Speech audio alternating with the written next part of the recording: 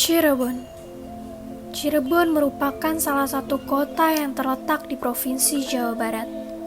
Selain memiliki budaya yang unik, Cirebon kerap dijadikan sebagai kota tujuan wisata bagi penduduk lokal. Cirebon juga memiliki tempat wisata bersejarah yang memiliki banyak cerita dan menjadi saksi terbentuknya kota di pesisir Pulau Jawa ini.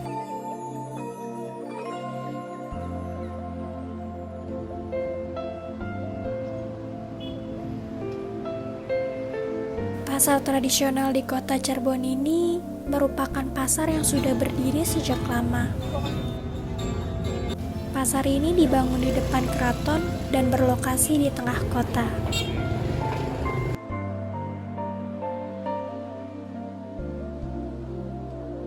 Selain wisata bersejarah, pasar tradisional di Cirebon juga memiliki kuliner khas yang cukup populer, seperti tahu gejrot,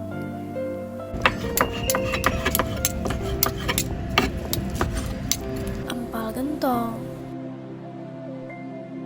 dan kue tradisional.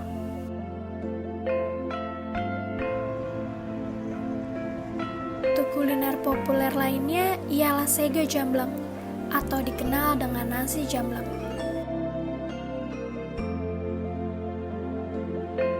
Nasi jamblang atau sega jamblang yang saya tahu itu dahulu adalah salah satu kuliner masakan khas Cirebon dari daerah Jamblang.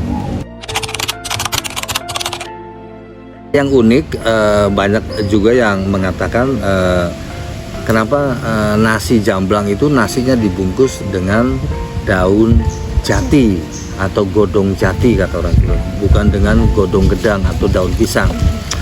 Mungkin pada awalnya karena ini memanfaatkan potensi alam yang ada.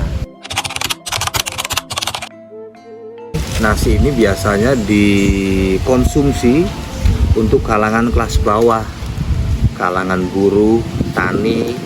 Nasinya juga nggak begitu banyak, hanya segenggam tangan, kemudian dibungkus dengan daun jati.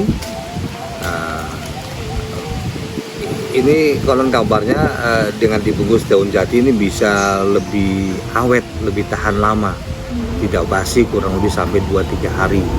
Walaupun posisinya sudah agak dingin nasinya.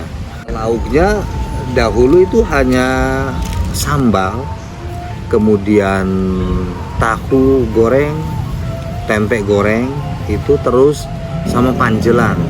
Panjelan ini ikan asin. Selain itu, Cirebon juga mewariskan kuliner legendaris, salah satunya ialah nasi jamblang tulen, yang merupakan keturunan pelopor nasi jamblang pertama di Cirebon. Pertama kali adanya nasi jamblang itu tidak terlepas dari adanya pabrik gula di Gempol sama ini spiritus di sini nih, daerah Gempol juga. Majena dipanggilnya Ibu Tan Majena, kita biasa nyebutnya Majena. Itu ini apa sih, ngasih nasi buat sedekah lah buat golongan pegawai-pegawai pabrik gula sama pabrik spiritus dunia tuh.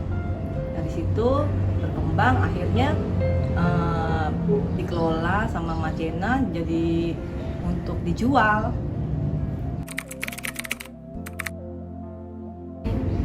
Kita bersaingnya kalau kita masih memakai cara-cara tradisional ya. Kalau satu gitu, kedua kita masih memakai cara-cara tradisional sama khasnya masih nggak ditinggalin ya, khasnya tuh kayak bumbu laos itu masih kita punya resep sendiri ya, beda sama yang lainnya.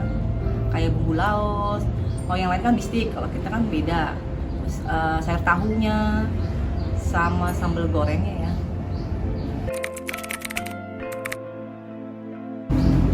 Ciri khasnya pakai daun jati, dia kuat, untuk 2 hari itu kuat, nasi nggak bakal basi. Karena kan satu cara pengelolaan juga beda ya sama nasi-nasi lainnya. Cara ngelola sistem untuk ngelola masak nasinya tuh. Terus sama bumbu dagingnya juga beda. Pakai kelapa juga, kelapa sangrai sama laos halus. Laos yang udah di blender. Awal mulanya ada di daerah Jamblang. Jamblang itu nama daerah. Ini Jamblang. Makanya dinamakan nasi Jamblang. Karena cikal bakal awal mulanya di Jamblang ini. Sekarang karena udah dari kan dulu kan banyak di sini banyak nyerap tenaga kerja ya. Nah, yang tenaga kerjanya itu bikin sendiri akhirnya. Kita karena dari segi bumbunya kita nggak ngurang-ngurangin ya, masih tetap bertahan dengan yang dulu. Seperti dulu cara sistem masaknya, semuanya tuh masih nggak dikurangi, nggak ditambahin, pokoknya masih pakai cara tradisional dulu, masih zaman dulunya turun temurun, nggak ada dikurangi, nggak ada ditambahin seperti itu, masih tetap sama.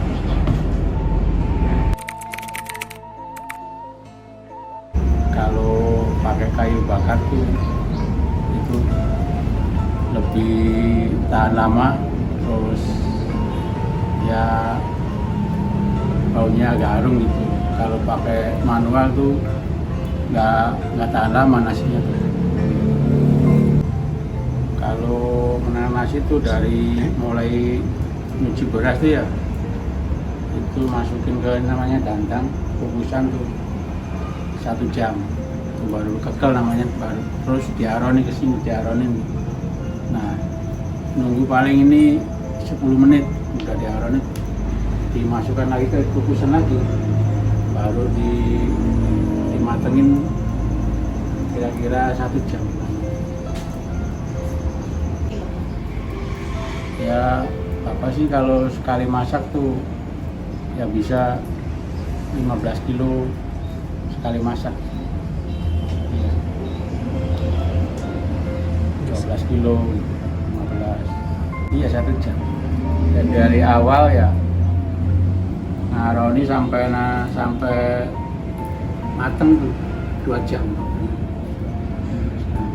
Nasi nanak.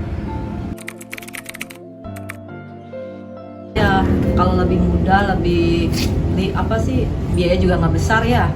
Cuman kan kita harus cari ciri khasnya ya. Karena nasi Jamblang banyak di sini tuh, dari ujung ke ujungnya, di kota juga banyak.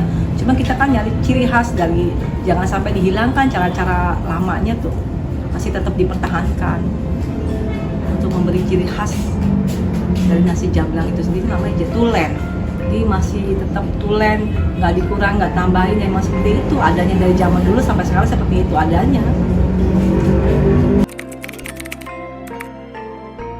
Yang paling favorit sayur tahu, nasi laos, sama sate kentang. Yang paling di sini the best ya. Orang biasanya sering dicari itu.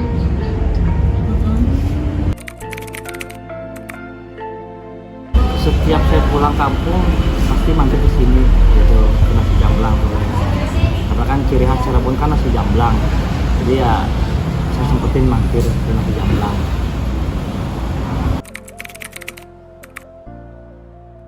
Karena mungkin udah favorit ya, karena ya banyak orang juga katanya nasi Jamblang khas Cirebon kan enak, jadi udah favorit, jadi ya kita nyempetin lah karena enak gitu kan makanannya.